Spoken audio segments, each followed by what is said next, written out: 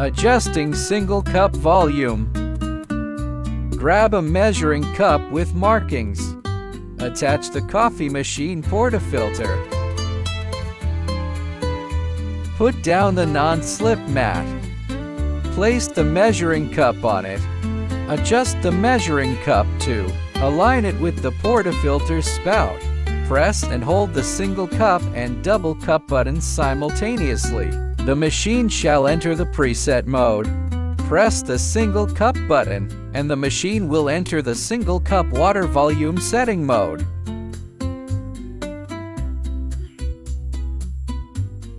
Stop when the water level reaches 15 milliliters.